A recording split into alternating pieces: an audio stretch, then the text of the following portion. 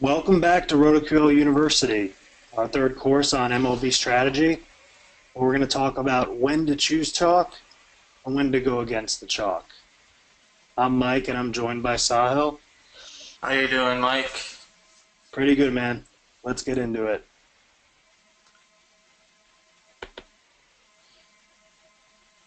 So in our lesson overview, we're going to be going through different situations on when to go chalk, when to fade chalk, and then how to implement that in strategy. So let's talk about what are chalk players, something that we've touched on previously in some of these lessons. But they're generally the most obvious plays and picks. And the reason they are the most obvious picks is because they're likely to perform well. But as a consequence, they'll be highly owned in both cash games and tournaments.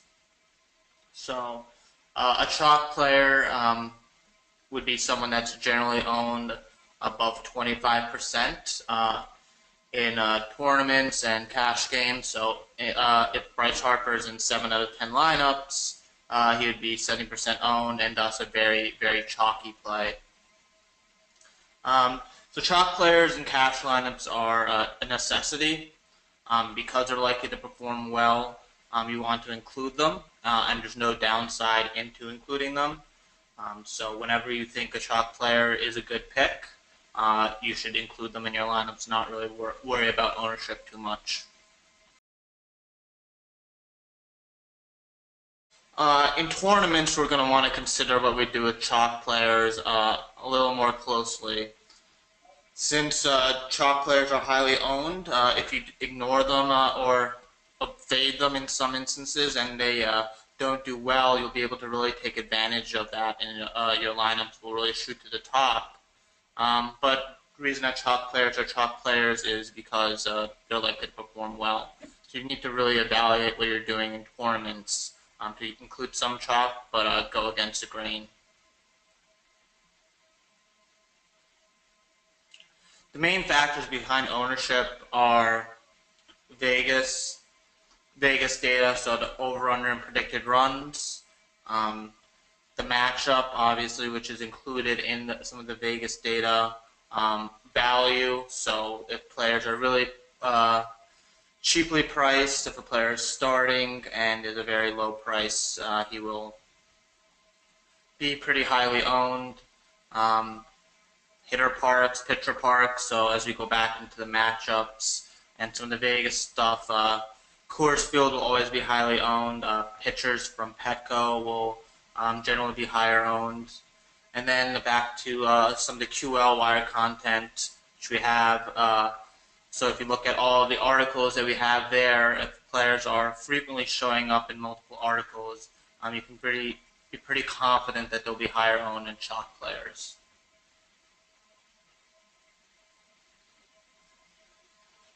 Another thing that affects ownership is streaky play. So if a player has one good game or two good games, people's short-term memory will kind of affect their ownership.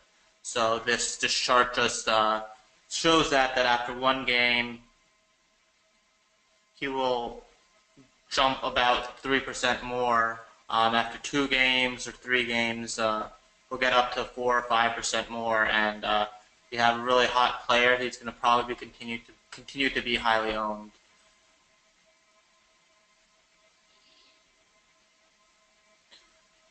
Player ownership is a very tricky exercise. Some of the things, though, that are pretty correlated with high player ownership are going to be batting order, projected runs, and player salary. Some of the things that we all talked about in the previous slides. So really, if the player's on top of the order in a high-scoring game with a low salary, you can be pretty sure that he's going to be 40 or 50% owned.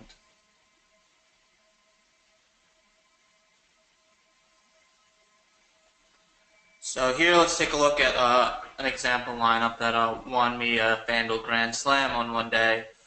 So here I have a combination of some chalky players and some not chalky players. So Kershaw, obviously very chalky. Dietrich, Very, very chalky at 50% owned. Dozier, VR, and Domingo Santana are all a little bit higher owned.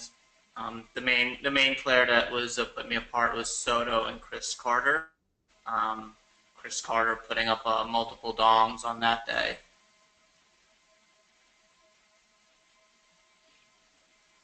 So looking back at this lineup, you can see that a top player with a great matchup, Kershaw, Kensa Padres. You can't really get any more top player, and you can't get any greater matchup.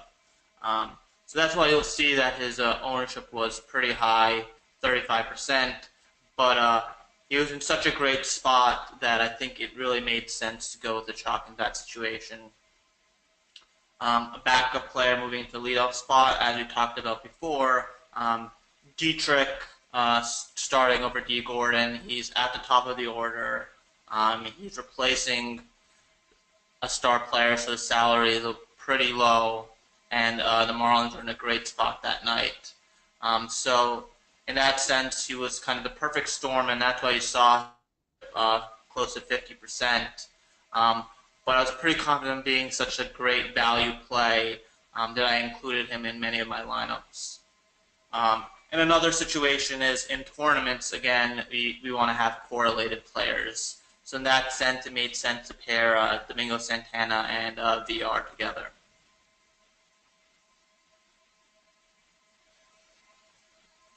So what are the situations when you want to fade the chalk?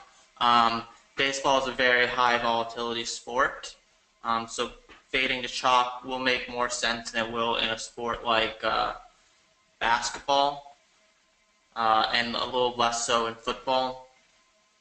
So what I like to think about it to give me an idea is when the ownership is greater than the probability of high output, then you want to kind of fade them. So if Dietrich's probability to be one of the top value plays of the night is 20%, and I think his ownership is 40%, I'm going to try to fade him.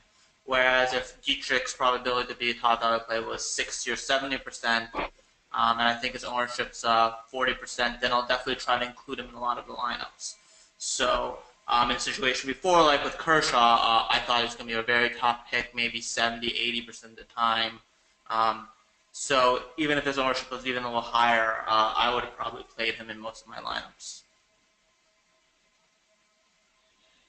So check out our MLB tournament strategy deck in relation to this chalking strategy, so you can get a better sense of how to implement that on a tournament level as well. Sal goes into that. And as he said earlier, make sure to check out the QL Wire to help predict ownership on a daily basis at rotoql.com/QLWire.